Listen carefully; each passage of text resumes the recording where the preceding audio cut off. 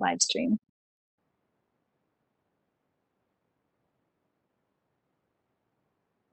He'll give you the word.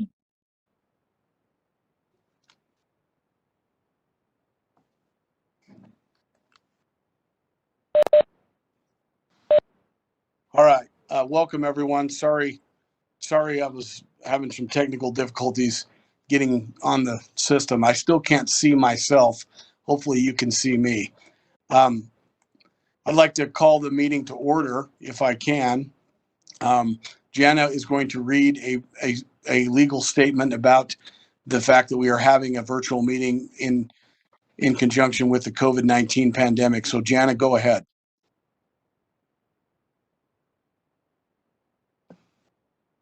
Electronic meeting determination for this remote meeting, consistent with provisions of the Utah Open and Public Meetings Act, specifically Utah Code 52-4-207, Section 4, and acting in my capacity as the chair of the Local Advisory Council of the Utah Transit Authority, I hereby make the following written determinations in support of my decision to hold and convene electronic meetings of the UTA Local Advisory Council without a physical anchor location.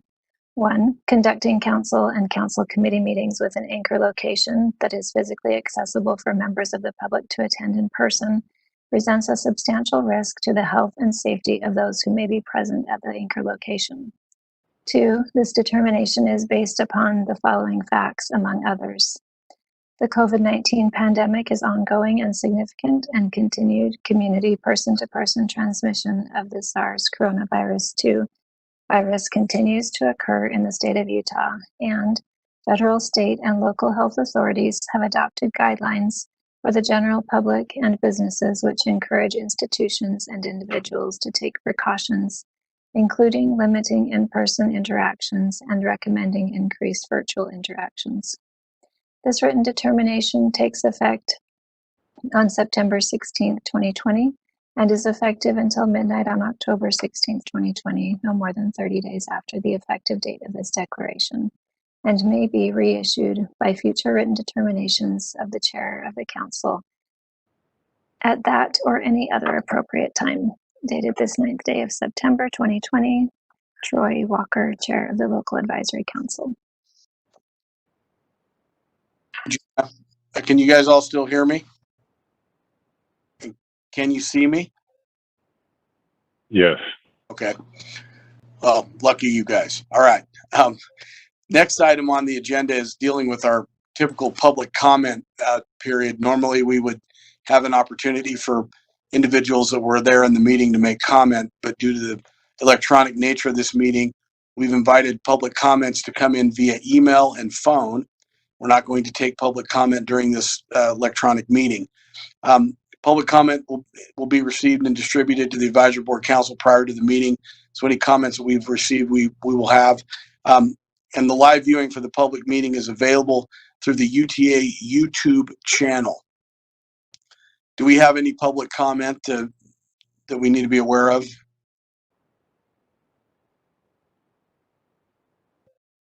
Troy, I think I saw some and it was distributed to everybody earlier. Okay, so everybody's had a chance to see the public comment. All right, great. Next item, number 2, is our Safety First Minute. Sheldon Shaw, go ahead, sir. Good afternoon, Mr. Chair, council members. Appreciate the opportunity as always. For this meeting, I unfortunately had to choose COVID-19 and precautions because in our state, we're in an incident growth phase again. We're over 500 cases per day on average and over 10% positive rate on our tests. And so the basic CDC guidelines have not changed. We need to make sure that we wash our hands with soap and water often, avoid close contact with others the best you can, and socially distance at 6 feet. We need to cover our mouth and nose with some kind of face covering. If you do cough or sneeze, make sure you cover that. And we all need to do our share to clean and disinfect our work areas and our homes. And of course, we should monitor our health daily. I appreciate the opportunity, Chair. We're experiencing actually some pretty significant growth in my city. I just got the report that we're moving up in the ranks of not one of the, we were one of the lowest infection cities, and I think we're number 4 right now. So I think we got to be careful. So thank you. The next item is number 3. It's our consent items. There is one proposed edit to the minutes of our last meeting, and the edit would be adding, quote, UTA Board of Trustees members were present during the meeting. So if anyone's got any problem with that, let us know. But now I would entertain a motion to approve the consent agenda, which includes those meeting minutes. So moved with the addition. I second it. Mayor Hale. Mayor Hale, Karen. All right, and the only item on the consent is the approval of the May 27th, 2020 Advisory Council meeting minutes. And your motion, Karen, was with the edit to include the all UTA Board of Trustees members. Yes. All right. All right. All those in favor of approving the consent calendar, say aye. Aye. Are there any opposed? All right, seeing none opposed, I'll rule that it passes unanimously. That takes us to item number 4, which is the audit committee report. This is sort of an information and discussion situation. I'm gonna take the lead on this one if I can, since we've got Karen traveling, and I'm gonna take this one. So the UTA audit committee met on the 22nd of June. 2020, and again on August 24th, 2020. So we've had 2 meetings since we've had one of our meetings. We have a brand new director of internal audit. He's Mr. Ron Ellis, and Ron is on the call. Ron, would you say a few words, introduce yourself briefly to the board? Yes, sir. Thank you, Chairman. Well, my name's Ron Ellis. I spent 30 years in private industry, mostly in casino gaming. I've also had some experience in food and beverage. I have moved up in the Code of Federal Regulations from 31 CFR Chapter X to 49 CFR. Happy to be here at UTA. It's exciting to be involved with this great organization, and I appreciate the opportunity to attend today. Thank you. We know well the casinos keep track of their money, so we will see you to keeping good track of ours, no doubt. Thank you, Ron, and welcome aboard to the UTA team. The next item I have is to let you know the 2019 Comprehensive Annual Financial Report, the CAFR, was presented to UTA's external independent auditors, Kennington and Christensen. They reported that their audit of UTA's financial statements resulted in an unmodified, or otherwise known as a clean report. We have Troy Bingham, our acting CFO, on this call. Does anyone have any questions for Troy about our CAFR audit?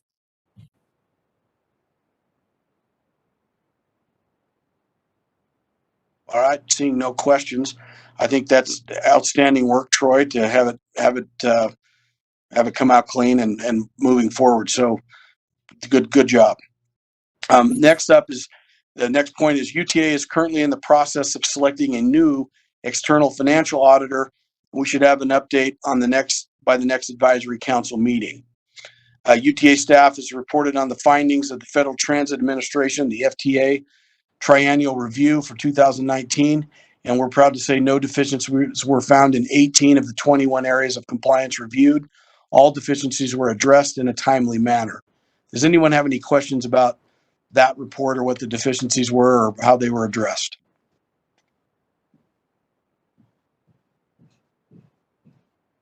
All right. Next point is a few revisions to the 2020 audit plan were made to account for the audit timing and staffing changes. The audit committee has received reports for accounts payable, payroll audit report, the contract procurement preliminary assessment report, and the data access preliminary assessment report. And that's really all I have to tell you about the audit committee. Does anyone have any comments or questions about the audit committee? This is Karen. I just wanted to make mention with the transition, how smoothly things went through that audit committee, and just give a shout out to all the people that worked so hard to make that transition work so well. And Troy, thank you, Karen. Go ahead. Anyone else? Troy Bingham, I have on here on item A that you would give the committee kind of an update. Do you have anything you'd like to add about the CAFR report to the board? No, another clean year of audit, and we hope to have another successful year with our new CFO starting this next week. So look forward to next year, 2020.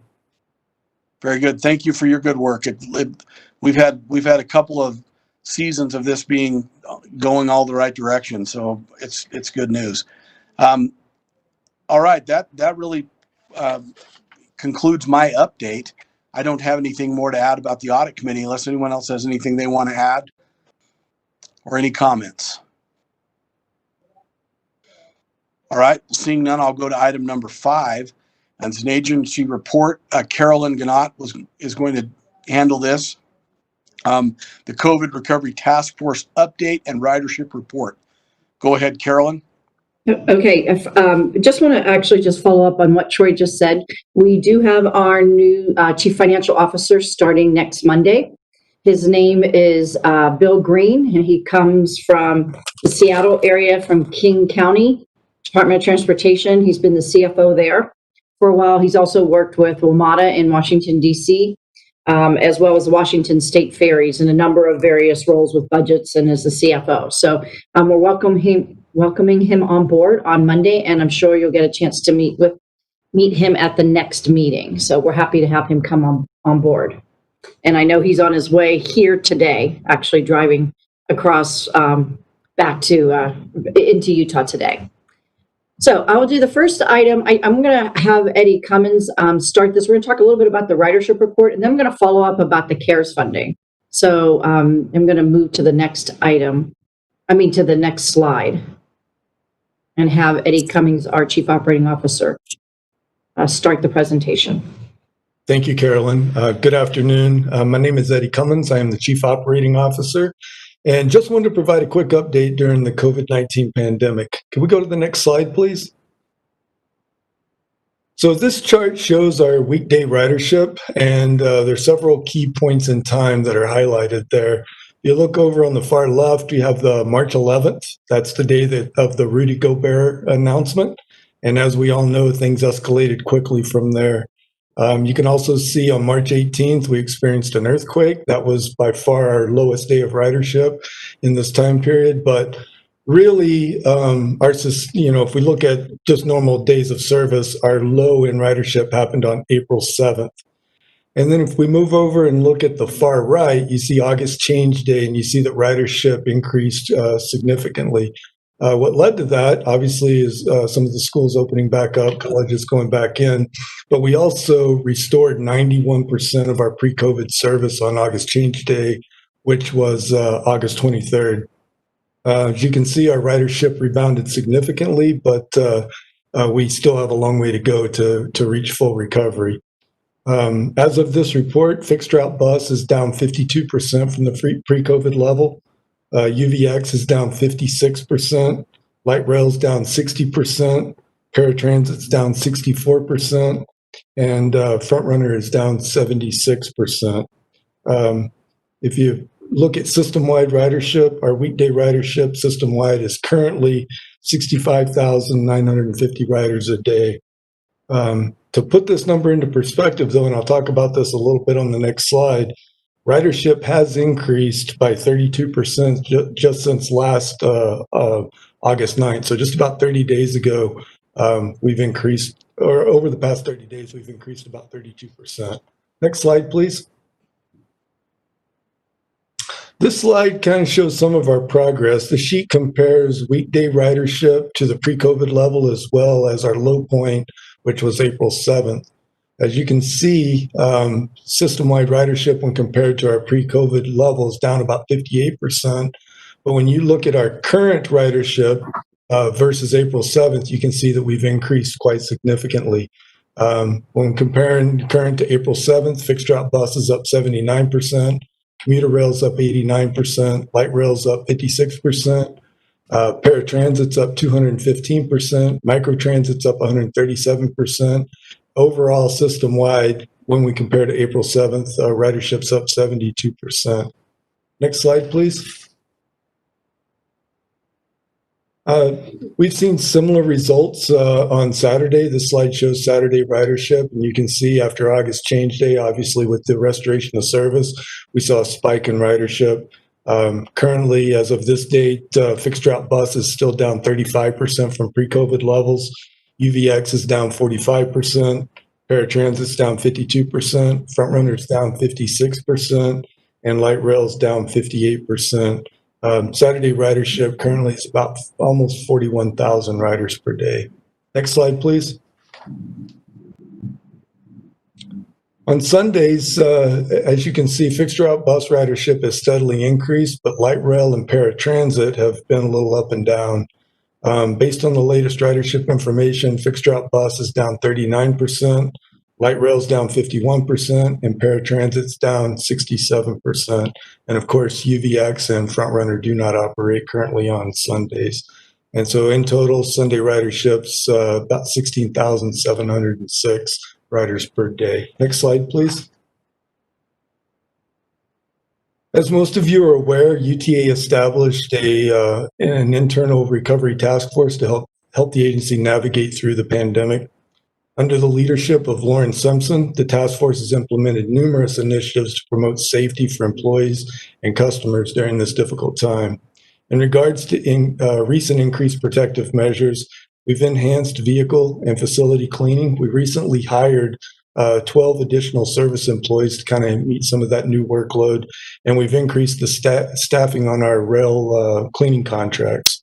We've also installed bus operator barriers to better protect our operators, and we're currently procuring vinyl seats for our tracks trains. Next slide, please. And Carolyn, would you like to speak to the CARES Act funding? Sure. So the CARES Act funding is what we received with one of the packages that Congress had passed that was specifically for transit. There was over $20 billion designated for transit agencies and transit operations to assist. It was primarily based on formula funds, and we at UTA will receive 187 million, a little more than that, 175,000. We are using it to pay against our operating expenses. So those are our eligible expenses that are listed. They're mostly the wages and benefits, the fuel, our contract paratransit operations that we have in Utah County and the North counties. That is also eligible expenses, the UTA Police.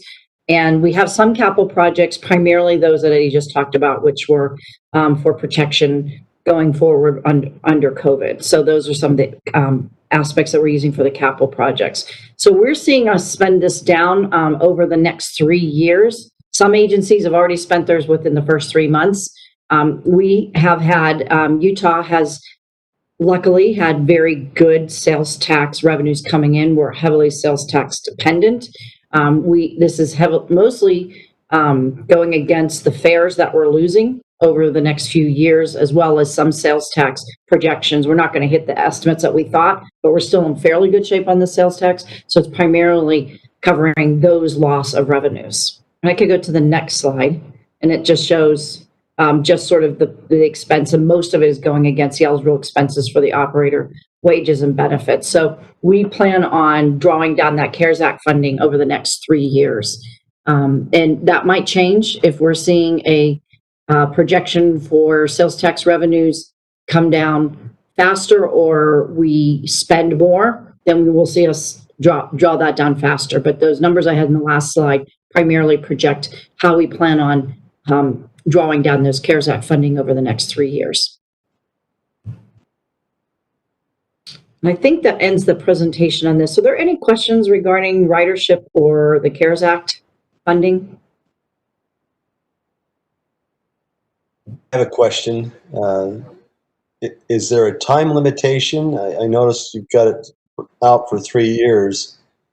I know on the local, we have to spend it, but we have a certain time frame. We have to spend it a lot sooner than that. Is transit get a broader time frame? It appears they do. Right now, they do not have a time frame at all. At this point, they want you to spend it down as fast as you can. We can only do it against the eligible expenses that we have. And so we're spending it down against the operating expenses as fast as we can, and that's as fast as we can spend it down.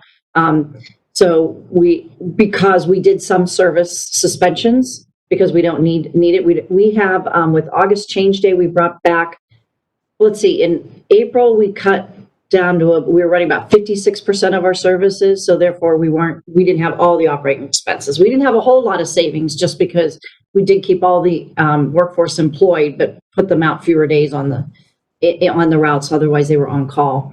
Then we actually we're at 91% of the service now. So we are drawing it down a little bit faster now, but that's right now. There's no time frame or time limit on the transit funding. But we are trying to draw it down as fast as we can. If we can get more eligible expenses, we'd probably draw it down the next 2 years. And even if we don't see the loss in revenues, we are going to need that loss in revenues because the fares project out in years 2023 and 2024. So we're going to be using any revenues that we're not going to use these next 2 years are actually scheduled to be in 23 and 24 to be used. Until we're seeing the sales tax fully recover and our fares recover. All right, thank you. Okay, are there any additional questions? Okay, I was going to go on. My next update is on the microtransit pilot update. We have a really brief presentation on that just to give you an update of how that's doing. So I guess it's the next slide. Carolyn, we don't have slides for that. Oh, you don't? Okay, I guess it didn't go there. Then let me just tell you how it's going. Somehow they didn't get to you.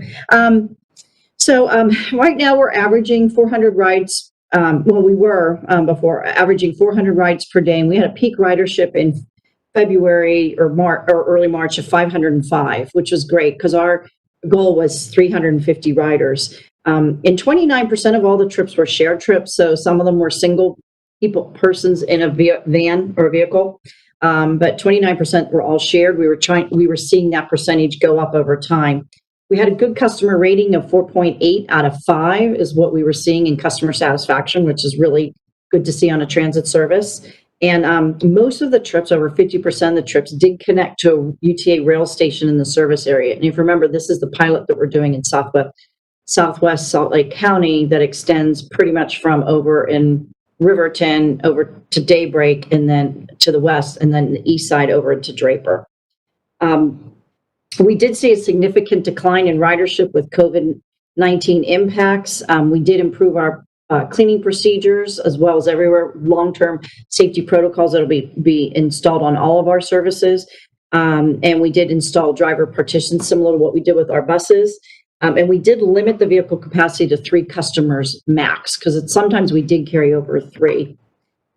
We are starting right now. I think the COVID, as Eddie showed, we saw about it's recovered, almost doubled in the recovery rate, more than doubled. So we're seeing about 170 riders a day, and that's growing on microtransit, which is really a positive sign in COVID. It's actually recovering quite well. The fare integration right now is something that we're continuing to look at.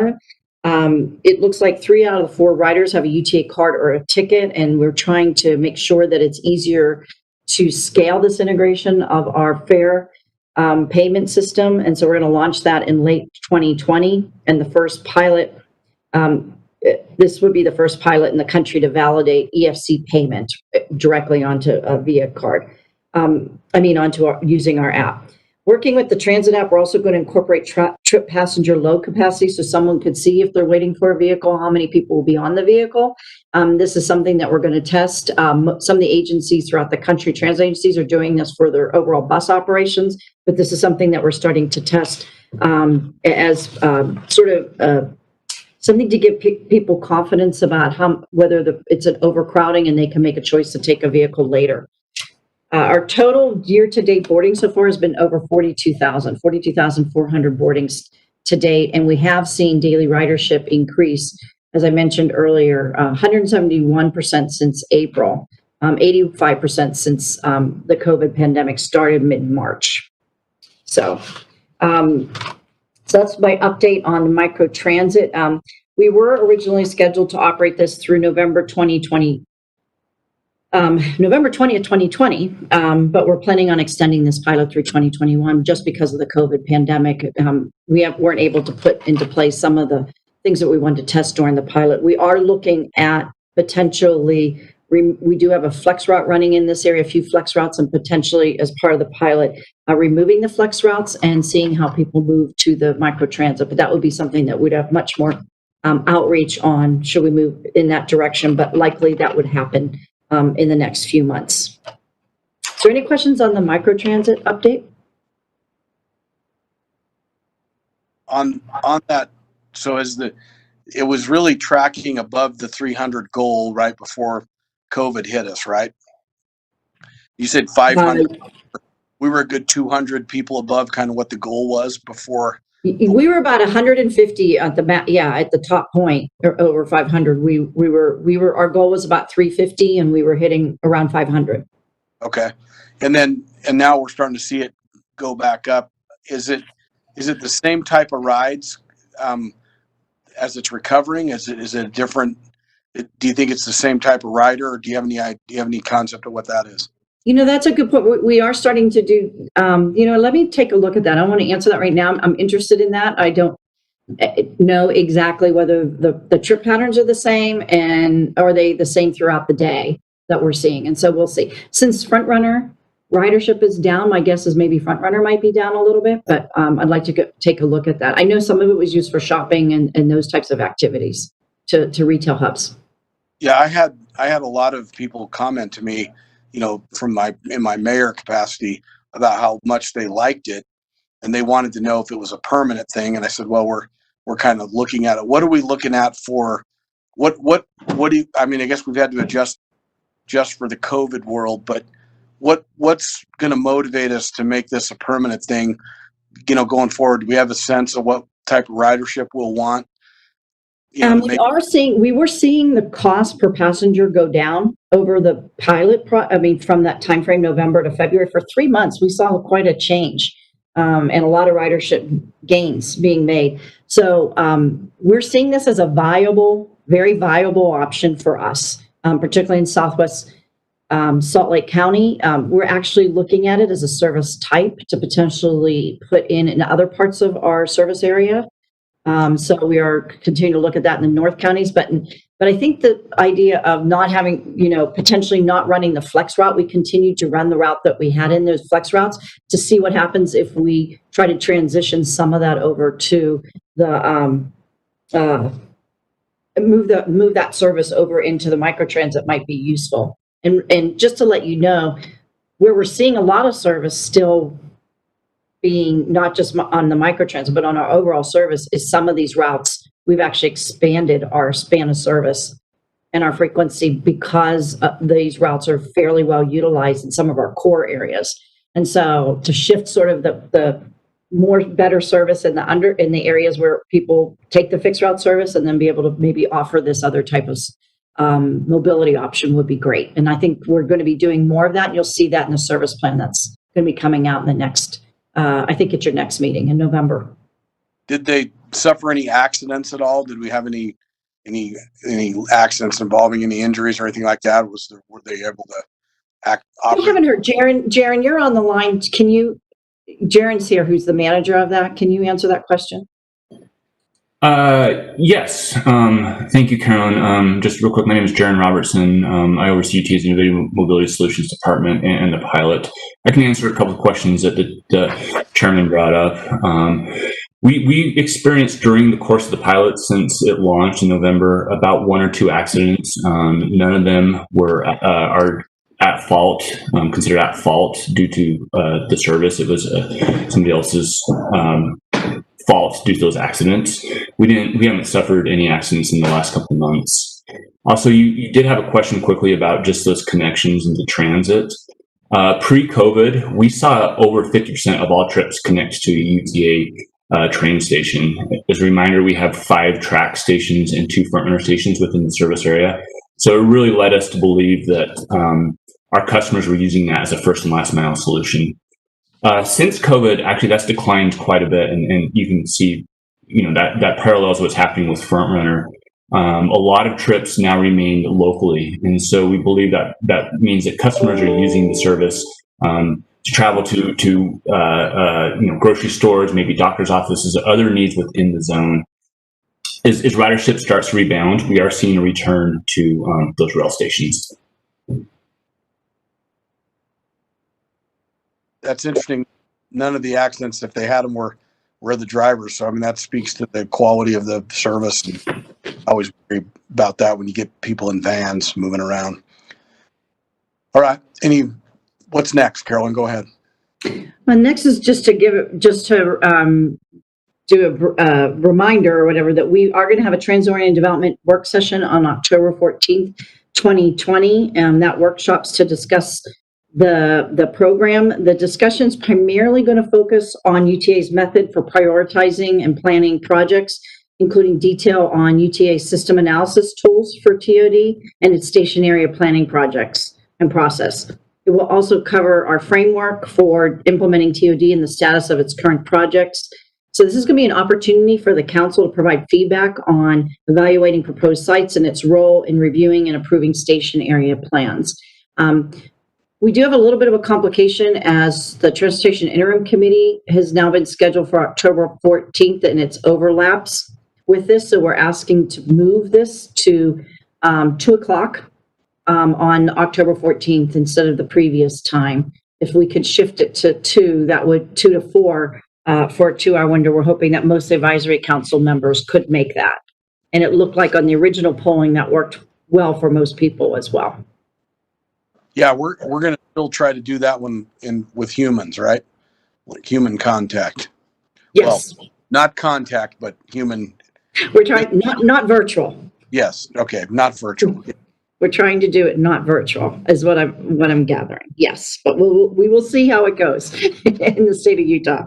So are there any questions on that item?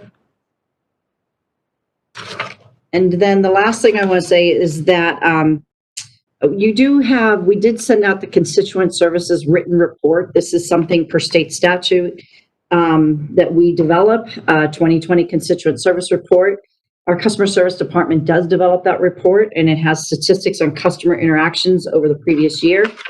This report does detail UTA customer service employees' duties and responsibilities, which include providing customers with information, receiving customer feedback, resolving problems, and sending out information on service alerts and detours and delays on UTA social media channels. The customer service department is also responsible for our fare media sales and the lost and found process. So they're quite a busy department, and I hope this report just outlines some of the information about what our customer interactions are, primarily the feedback, the input that we're getting from our constituency.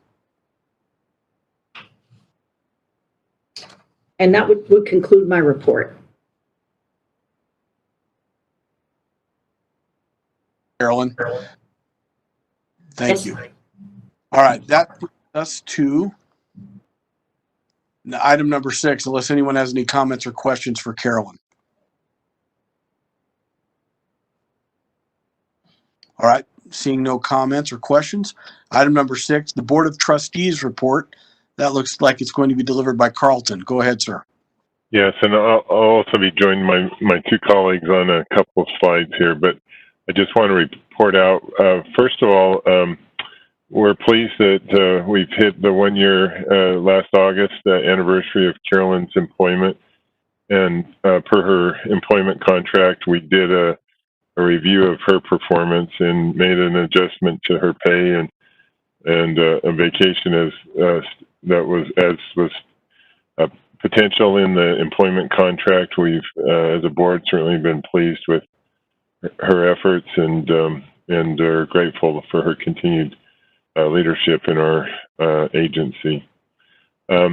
We have commenced on our preparation of the 2021 budget. In a couple of weeks, the board will have a series of work sessions that where we'll review departmental budgets and ask some questions. Those will be used potentially in the preparation of the tentative budget, and certainly advisory council members are welcome to listen in or participate if you like. We certainly will welcome your participation in that process and guidance in some of those decisions. It's on the slide is the general outline that gets us to final adoption in December. And the last for me, and then I'll turn it over to Beth. We have, and we'll have our financial advisors will be presenting more detail. See an opportunity to refinance some of our older debt, 4% bonds that with current favorable rates that have a good payback opportunity. And so, as outlined in state statute, that presentation would be with you. We would need to go to the State Bonding Commission and then later back to the board for consideration. But we want you to know that we're taking the next step, which will be the presentation that you'll see here shortly. Next slide, and then Beth, do you want to give an update on Ogden? Thank you, Mr. Chair. Thank you, Chair. Thank you, Carlton. I'm sorry, I had a mind blank there.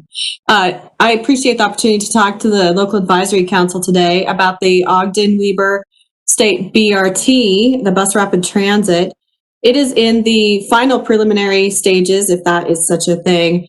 And one of the things I wanted to focus on are the funding and how this was established. It was run through the Small Starts Grant program, where, as you can see by the slide, the breakdown is approximately in those realms. The non-CIG or the non-Small Starts Grant totals were local funding, and that was a combined community effort to get to that amount to then go for the Small Starts federal grant. The timeline, we are currently in the final design elements. We anticipate having a full budgetary cost by the end of this month. And the anticipation would be that we will hopefully break ground in late fall, maybe the first part of 2021. And the anticipated completion date is August 2022. Again, that August date is to kind of do that connection piece to Weber State school year cycle. One of the highlights of this BRT, and we're really excited about this, is that it's an all-electric bus system.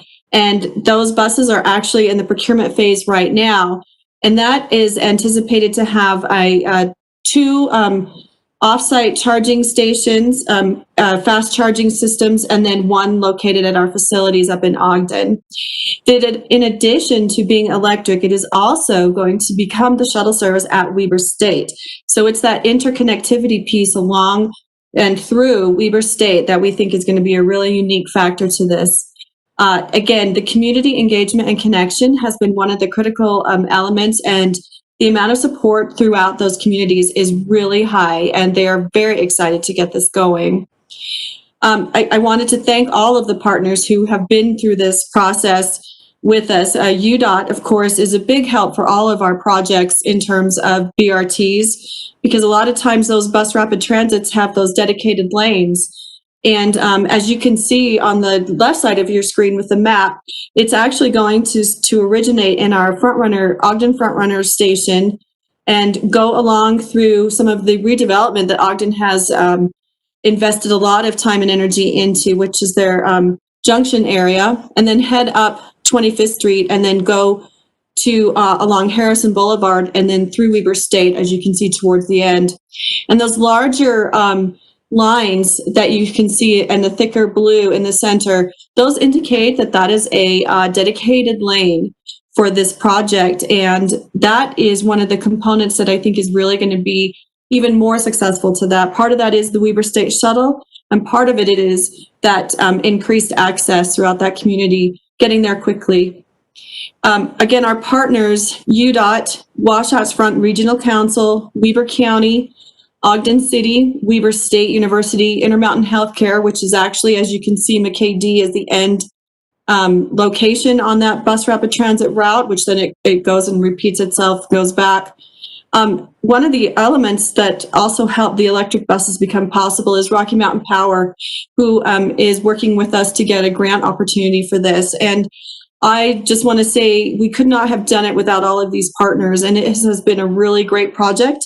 And we will keep you updated, but this is looking great. So with that, I will turn it over, and to my colleague, I believe Kent is going to do a presentation on the next slide, unless there's any questions. Thank you. Kent? I just had one question. I guess, tell me again when it opens. When will it be fully operational? The goal, that's a great question. And I'm sorry, I talked fast so that I could get all of that information in. The goal is August of 2022. So roughly a year and a half-ish, give or take. And that's to align with the school's fall schedule. We may be out of COVID by then. That is, well, that would be another bonus.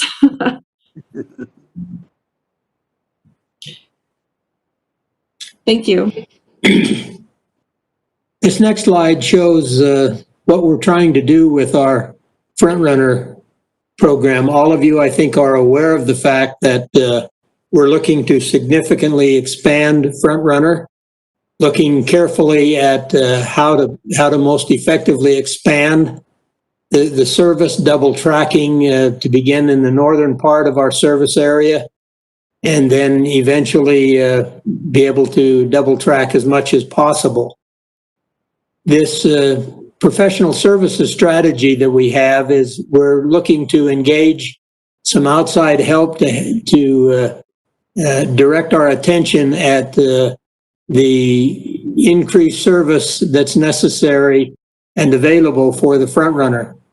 Notice the top blue section is starting about now and will run into the future.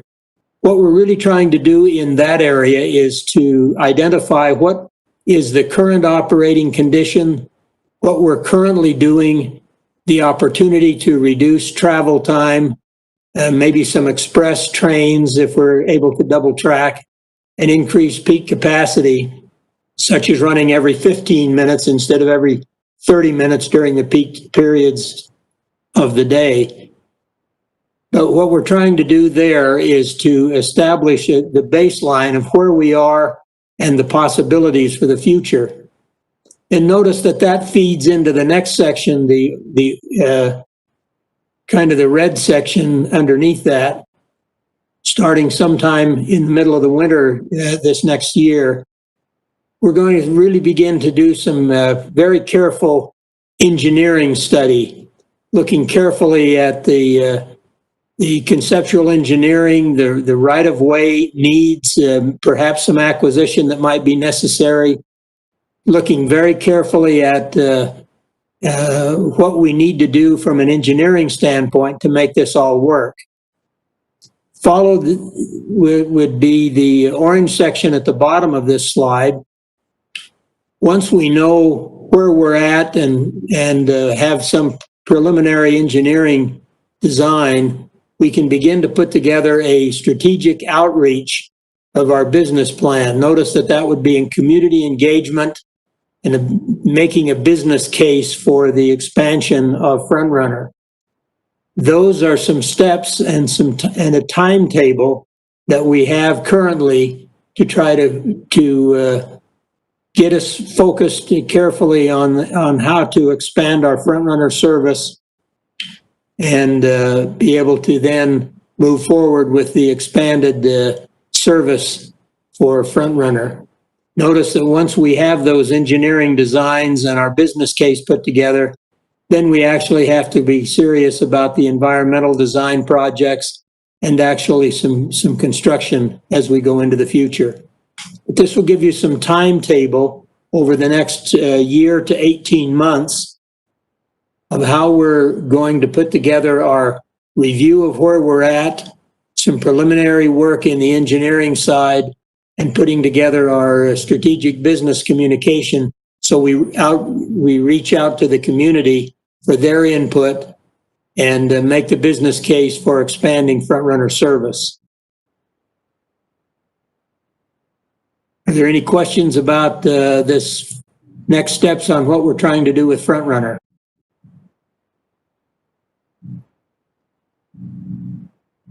I guess unless there are any other questions, Chair Walker, that would be the conclusion of our report. Does anyone have? This is Mayor Hale. I'm going to leave the meeting right now and go up to the state meeting. So it's been very enjoyable. Thanks to everybody for your input and outlines, and I look forward to reading the minutes of the rest of this meeting. Thank you very much. All right, thank you. Okay, Carolyn, does that take us down to the bond refunding opportunity, or I guess that's where we're at, number 7. Yes, it's number 7. Okay. Troy, are you going to lead that discussion? I shall. Thank you, Mary Walker. All right. As Carlton, our chair, pointed out, there is a bond refunding opportunity that was presented to us in early August. And Brian Baker is our financial advisor that has led us through the process to date. We've taken it to the board with the recommendation of moving it to this committee. And keep in mind, when we're refunding, can you move to the next slide? There's 4 goals we want to accomplish when we refund. Is the net present value savings greater than 5%? Does it lower our maximum annual debt service? And does the principal payments get shifted to December? And do we consider using senior debt instead of subordinate debt? So hopefully this refunding checks most of these boxes, and Brian Baker will give you the specifics. The data on the next slide is the data we have as of 16 days ago of what this refinancing would look like. So I'll turn it over to Brian, and Brian can explain what he's seeing. Greetings. Happy to be here with everybody today. Wanted to just mention kind of a little bit of history. Last year, for those of you that were on the local advisory council back then, Bob Biles came and presented, I think in October, the opportunity to refund a whole bunch of bonds for UTA, and also to couple that with about $60 million of new borrowing that needed to be done.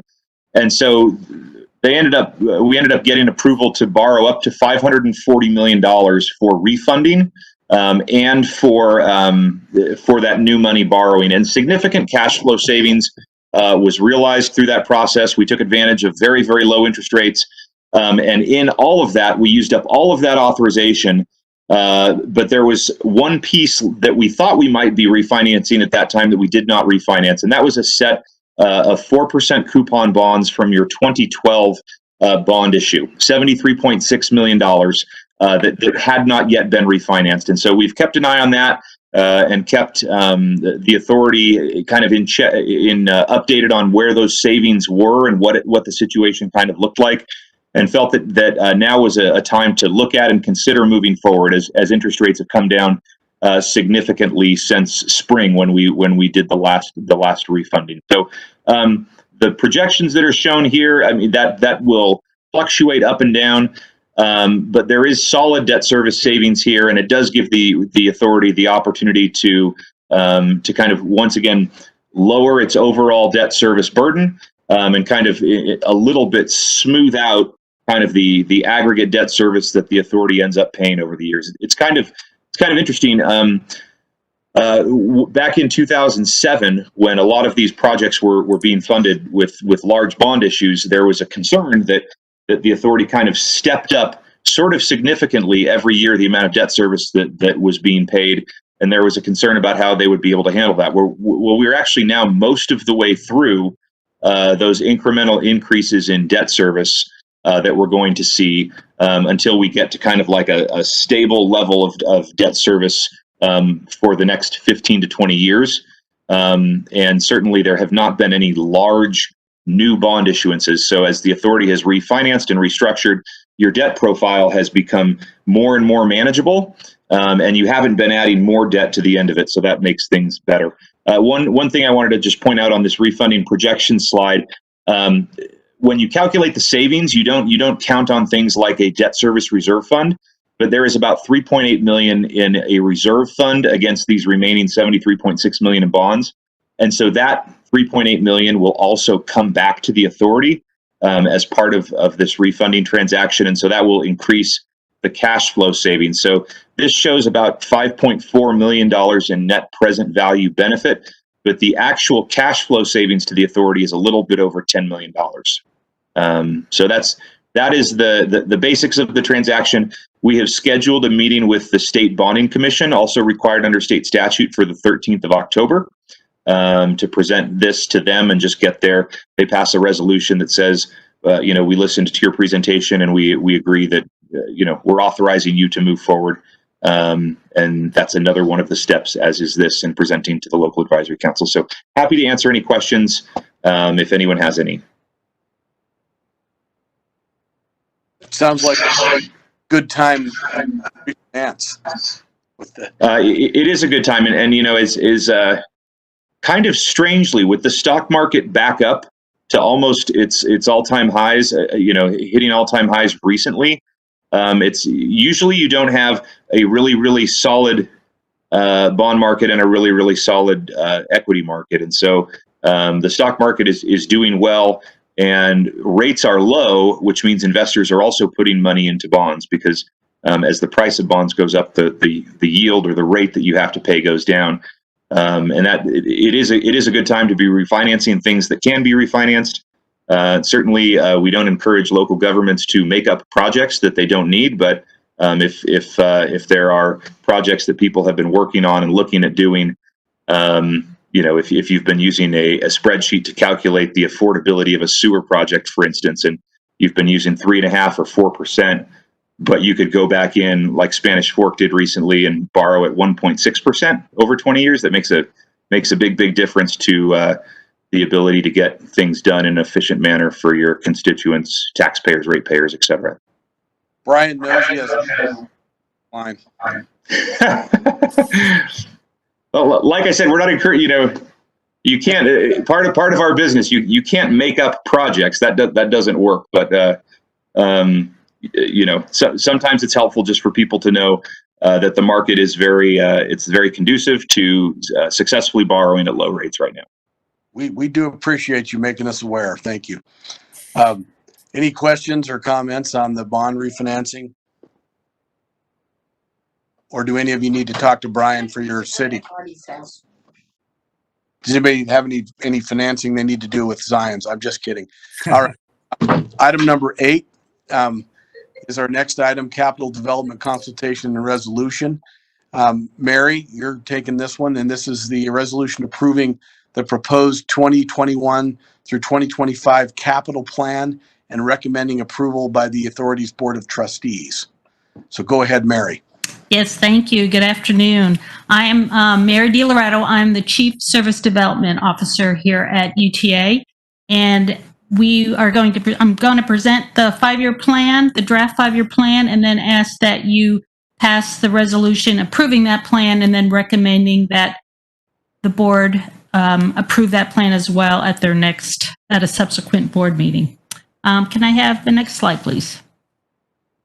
So just a reminder, what's included in the capital plan are all new construction projects, such as new transit infrastructure, new facilities and buildings.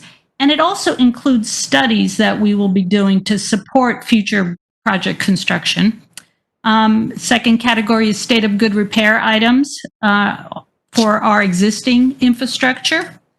Facilities maintenance, such as new roofs or parking lot resurfacing, major facilities maintenance items. Vehicles, these are all our new vehicles that we buy, our buses or paratransit vehicles, things like that.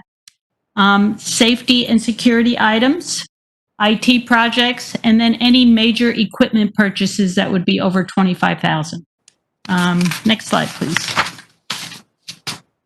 So why we do 5-year plans? Well, it helps us mitigate the challenges of applying a 1-year budget to a multi-year project.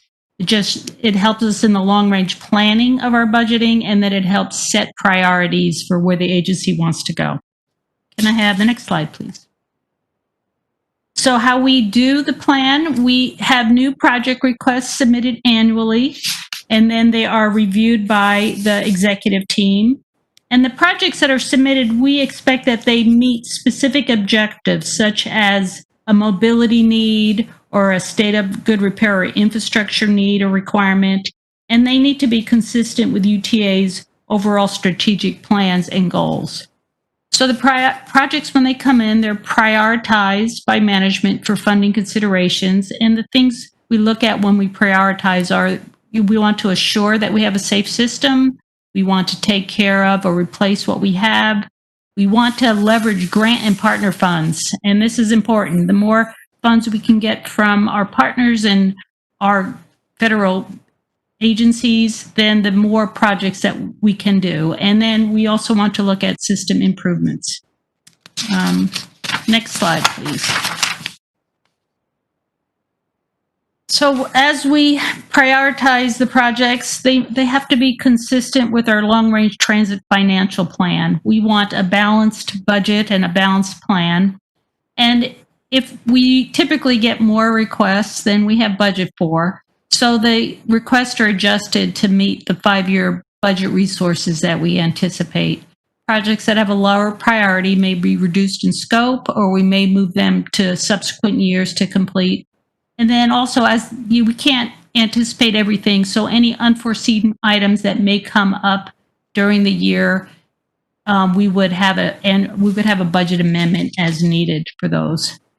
Next slide.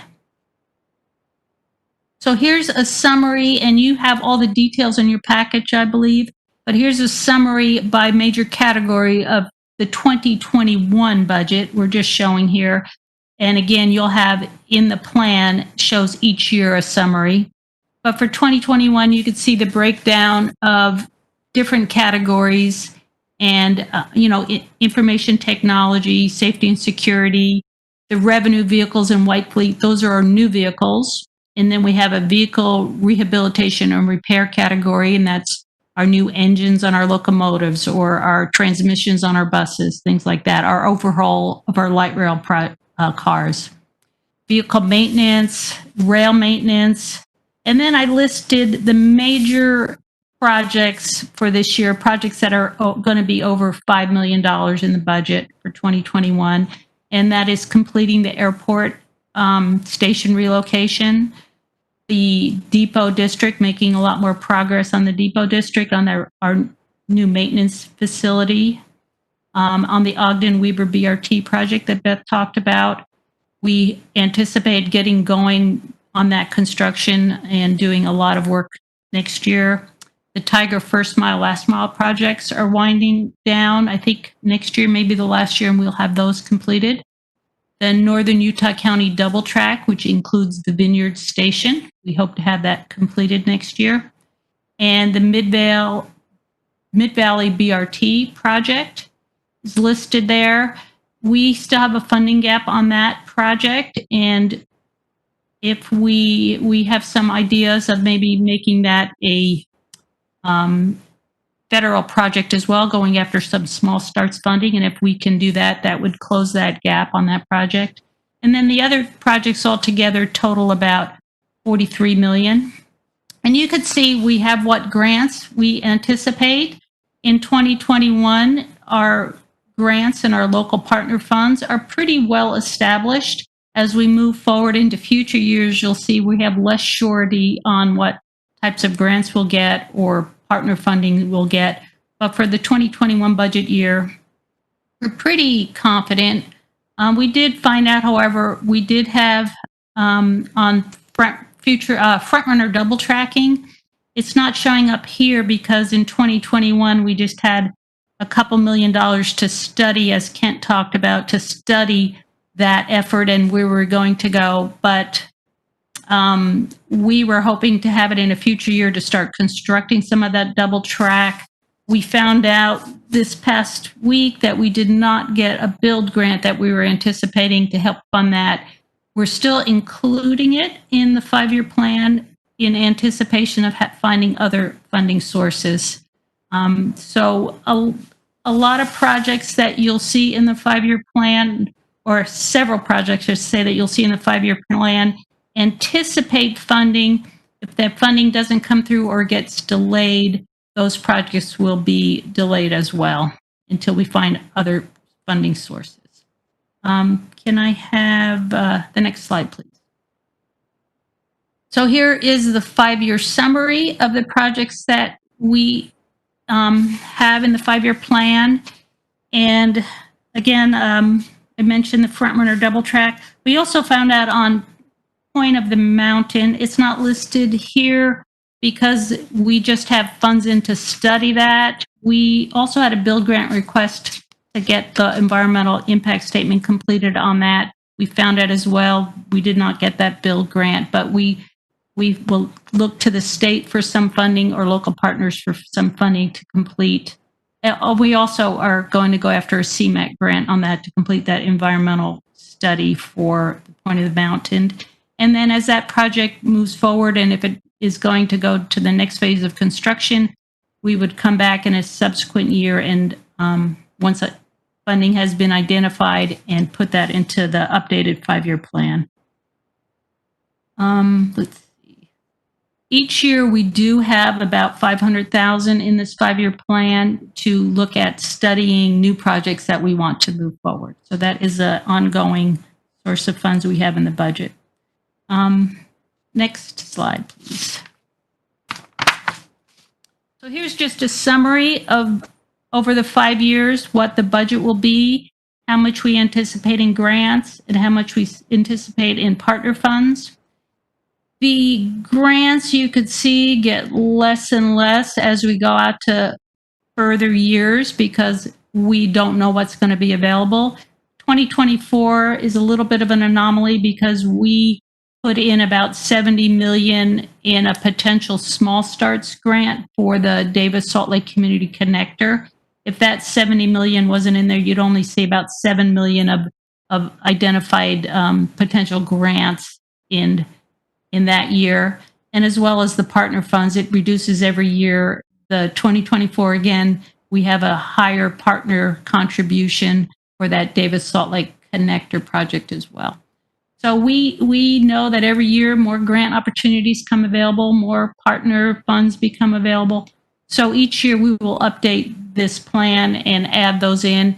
So the 2021 is the one we're most sure of, and that is what's going to move forward into our our proposed 2021 budget that will be coming back to you at a later date. Can I have the next slide, please? So here's just a list of several of those projects that we're anticipating significant outside funds. If they don't show up, then we would have to, as I mentioned, delay those projects or find other sources of funding. The Ogden-Weber State BRT project, we're pretty confident that we will get that small starts grant. We're actually started a risk review with our program management oversight and FTA today. So we're happy about or feeling good about how that project is going and anticipate those federal funds will come through. The Sharp-Tintic Railroad Connection project, that's another big one that we've already been awarded $5 million, and we are requesting another, I think, $4 million from the Federal Railroad Administration for that. And if we get that project will start moving forward. Mid-Valley BRT, I mentioned, we are perhaps we think we're going to go after small starts for that one. Front runner double tracking, we hope to get some state funding or future build grants from FTA. Point of the Mountain Transit Corridor, Davis Salt Lake Community Connector, we've mentioned. So if the funds don't materialize, the project would be delayed or could be reduced in scope, or we would just hopefully identify additional funding sources for those. Can I have the next slide, please? And then here are some future projects that are what we call below the line. They're projects that as funding may become available, we would move those up to above the line. And you could maybe see these in future years. Provo to Payson Transit, which we are right now just starting the RFP to find we selected a consultant to do that study. So depending on the results of that study, it may move forward. Sandy South Jordan Circulator Project, Southwest Salt Lake County Transit, South Salt Lake County Bus Garage, which we see as a needed element as our bus fleet grows. perhaps a light rail facility near the airport or one in Utah County if our light rail system extends, and a commuter rail facility in Ogden or Provo to help with operations, and especially if we start double tracking and have more frequent service. Some bus garage remodels, and then we own a building, OK Manufacturing Building, next to our Jordan River Service Center that needs a lot of work, and it may be something that's on the list to move forward as we get funding. Next slide, please.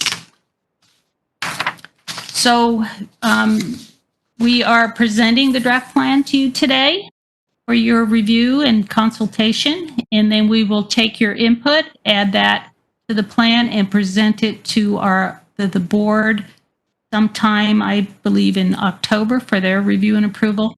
And then it will be incorporated into the 2021 budget.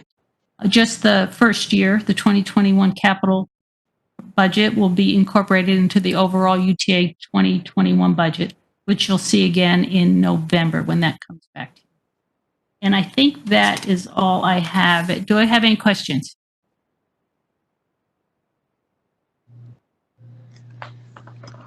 Thank you, Mary. That's a lot of projects, really, when you think That is about a lot of projects. I mean, it's moving forward. That front runner grant that we didn't get, how much was that we were hoping to get?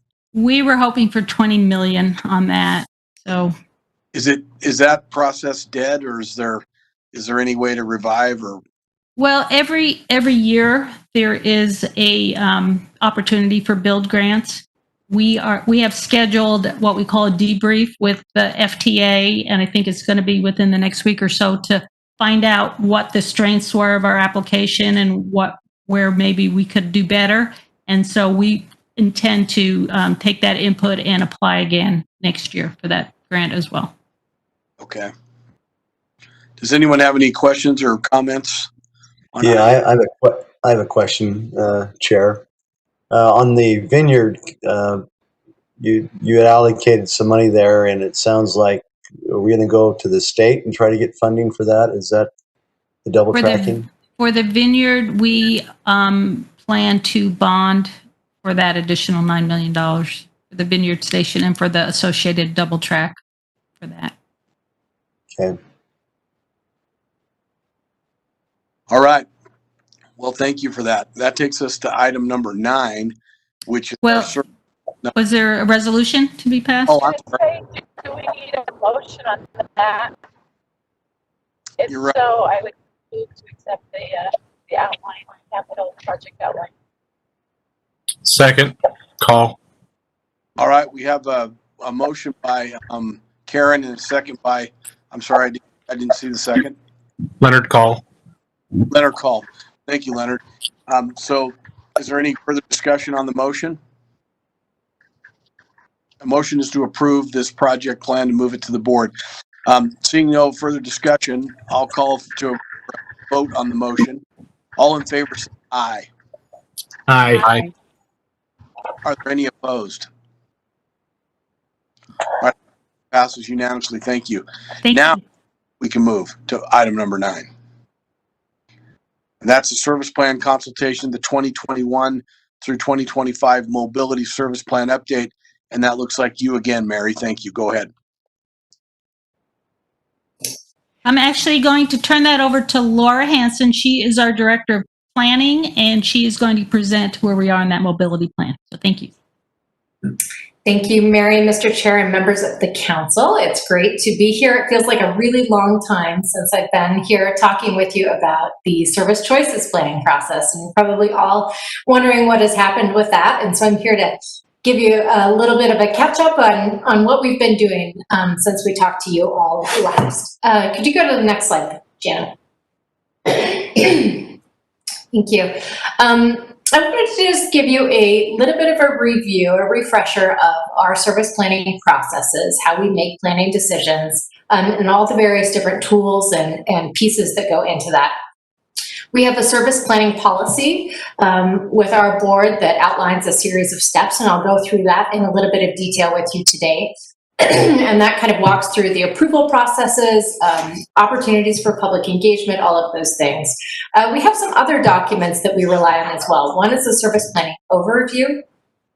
This is kind of a high-level document. It talks about all the different types of data and information that goes into our service planning decisions, demographics, land use, population and job densities, all of those different things, transfer rates.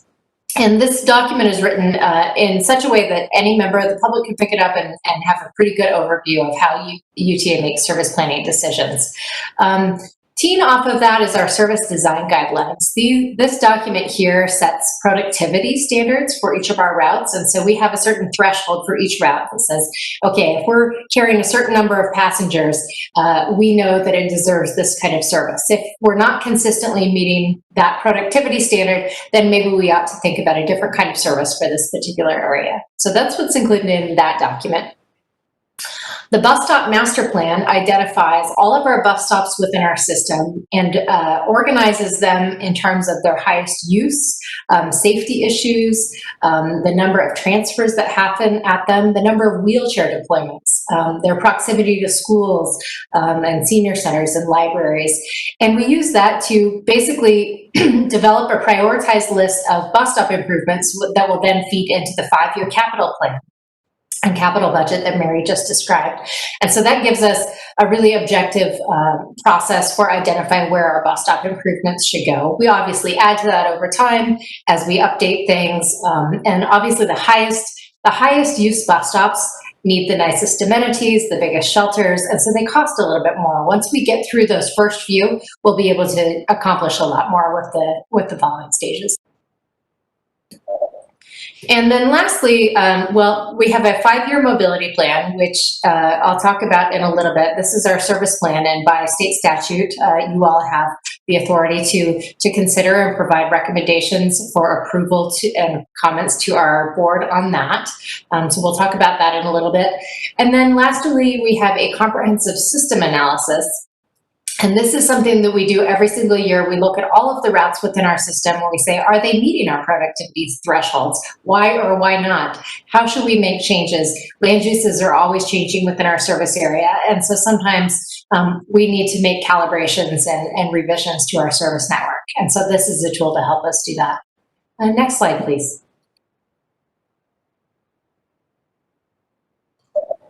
This is that service planning process that I talked about before. It's broken up into 4 different phases. We have a strategic planning phase, a service planning phase, operations planning, and then implementation. The strategic planning phase happens on a 4-year cycle. This is really the regional transportation planning process. Service planning happens every 2 years, and that's where our 5-year mobility plan comes into play. And then I'll walk you through the other steps moving forward. Next slide, please. So the first step here is really working with the MPOs and the local governments to update our regional transportation plan. This looks 30 years out into the future and identifies where new capital projects should be going. It's based on a lot of community input. Lots of local governments have the opportunity to weigh in and help craft this plan. It's actually approved by the MPO itself, not UTA. And so our role really picks up at the end of this planning process. If we have a capital project that's identified in this plan, it then moves into the capital development planning process. If it's a local bus service, then it falls into the next phase in our planning process, which is the service planning process. Next slide. So here's Jarrett Walker. Some of you may remember we had community leader workshops and a bunch of engagement efforts that we did over the last year or so, talking about ridership and coverage. In the service planning process is where we develop our plans for our local bus service. In this case, we had new revenue from the Salt Lake County fourth quarter that we were excited to put on the ground. And we really wanted the community to help weigh in on where those resources should go and how we could best meet the needs of the community. We had, if you can go to the next slide, Jenna. We had lots of engagement opportunities. We had a number of workshops, open houses, community pop-up booths like this one, a survey. We had over 3,500 people participate.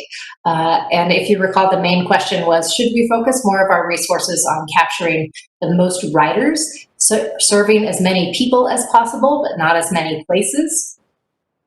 Or should we capture or focus our resources on capturing as many places as possible, serving as many places as possible, but not necessarily quite as many people? So we took all of that information. Next slide. And we were about to unveil this great new service plan. We were just right ready to do it. And then, of course, this little thing called the COVID-19 pandemic hit. And that caused us to pause a little bit and say, gosh, you know what? We were developing this plan in a little bit different situation. People were traveling different. People may never travel the same way after this pandemic than they were before. And so we thought, well, let's hit pause on this effort. Take another look at new data, emerging travel patterns, how people are moving through our system today, and say, you know, does all of this make sense? And so we took the service choices study. We conducted some rider surveys and surveys of our patch program partners. We looked at pilot programs like the microtransit pilot that we talked about earlier. We had a lot of ideas that emerged out of our bus business units and our rail business units.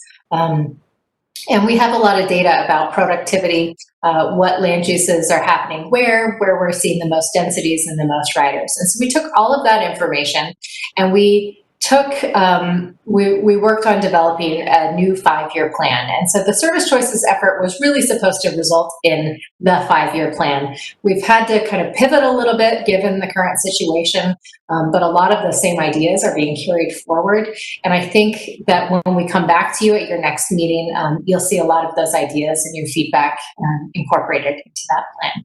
Next slide. So the 5-year plan, we really set out to, with a few different goals in mind, or some rules. The first was, let's adapt to meet the needs of a changing transit market. I'm telecommuting right now. I'm calling in from my home, as many of you are.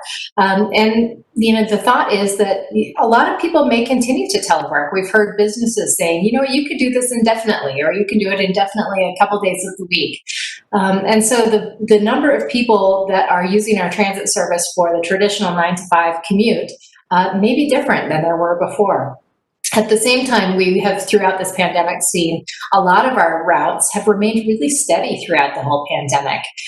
Some routes have been so busy that we've had to actually increase service on them while we were reducing it in other areas.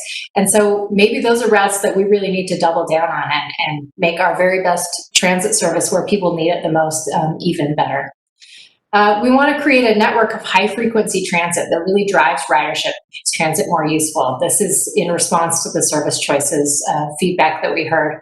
But at the same time, we wanted to balance driving ridership with providing good quality coverage service in areas that are harder to meet with traditional transit. And so we're exploring new roles for our on-demand services like Flex and microtransit. With the sales tax revenue being decreased from what we had projected, we need to bring our service back within new budget targets as well. We were excited to really grow. We're at a stage right now where we're being very cautious and making sure that whatever service we put back on the ground is something that we can sustain long term. The last thing we want to do is yo-yo our service and put something back and then take it away. Put it back and take it away. And so we're being cautious and not putting service back that we think we can't actually afford to provide long term. We want to be flexible in our timeline. Who knows what's going to happen with this pandemic? We may see another big spike this winter where all of a sudden every school closes and people go back to teleworking. We're going to be flexible in when we implement changes in response to both the local economy, but also this situation with the pandemic. And we're going to expect things to change. We think, you know, things are always going to be a little bit uncertain right now. And so we're just going to continue to be flexible and moving forward. But I think as we're moving through these various different risks phase from high, moderate, low to a new normal, I think there's a huge opportunity for public transit on the other side of this pandemic. We've seen our roads flowing with less traffic. We're seeing beautiful blue sky until the fires hit, and I think we've got a bright future ahead of us. And so we're really looking towards a blue sky phase in our risk meter. Next slide. So once we finish this 5-year plan, that is only step 2 in our 4-phase planning process. Once we develop this plan, we will have a list of recommended changes or ideas in place, but before anything is cut in stone and actually happens on the ground, we have this whole separate planning process here of our operations planning. So as we're preparing for annual service changes, we will reach out to all of the local governments and say, hey, these are the changes that are being proposed in your community. Do these still make sense for you? Here are the reasons why we're considering this change, and solicit your feedback. We'll go into actually developing the operator blocking and schedules. We may find we need another bus, or that we are missing a transfer and so we need to make a change. We'll have public hearings, and UTA's public hearings in the past have been a little bit of informational. We're just sort of telling you what the changes are, even though we have made good responses or good changes in response to the feedback received at those. We will be really trying to double down and make the engagement in this public process much more sincere, really receive a lot of feedback, and hopefully make changes to the service in response to that. We also do a Title VI analysis. This is a requirement of the Civil Rights Act, where we look to make sure that we are not disproportionately impacting any minority or low-income populations. And then our Board of Trustees will approve that analysis. And then we go to the next slide, which is actual implementation. And right now, UTA has 3 change days per year. August has historically been the big change day. It coincides with the beginning of school, and so we often put a lot of service on the ground at that time. And then we also have December and April, which is really more geared to seasonal ski service on and off. At the end of all of that, we will analyze the service, say, is it doing what we thought it was going to? Do we need to make some changes? And the feedback that comes from that and our comprehensive system analysis will feed right back into the next update of the service plan. You could go to the next slide, please. And this is my last slide, but there's just a couple of key takeaways that I want to leave with you as you're thinking about the 5-year plan that we'll be bringing back to you later this year. First, this represents our anticipated service changes. It's based on the best information that we have today. This is a snapshot in time. I'm viewing it more as kind of a roadmap or a vision. This is where we think we want to go, but everything in there is most certainly going to change as we go through the next steps in the process. Ongoing analysis will most certainly result in modifications to the plan. We don't know what's going to happen with the pandemic or the economy. And every single change that's identified in this plan will go through the change day process. It will include multiple opportunities for public and local government input, further analysis, and board approval. So what we bring to you will very much, be, this is kind of where we think we're headed in 5 years. But it's not final, and we have a lot of work to do before any of those changes end up on the ground. But I hope that what we come up with will be something that is really tailored to today's market, today's travel patterns, and reflect the feedback that we hear from you all in our community engagement. And I'd be happy to answer any questions that you have.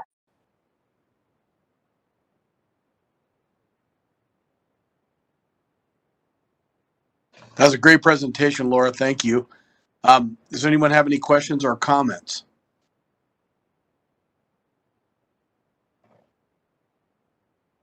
All right, seeing none, thank you again. That takes us to item number 10. And that only item there for us to talk about is our transit-oriented development workshop, changing the time. Carolyn, what was that time again you wanted to go to?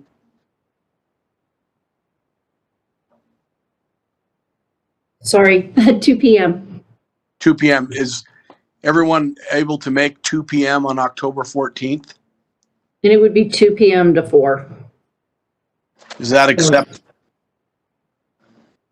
Anyone who can't make it?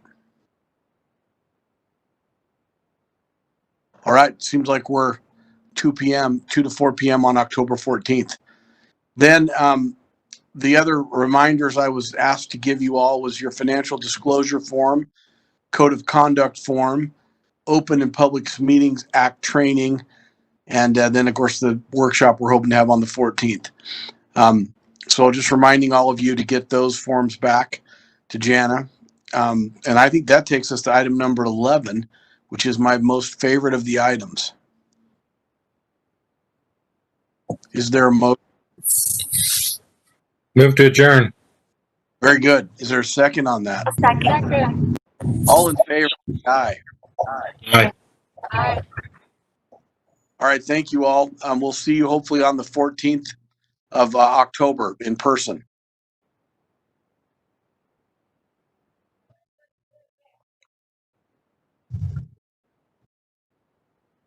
Thank you.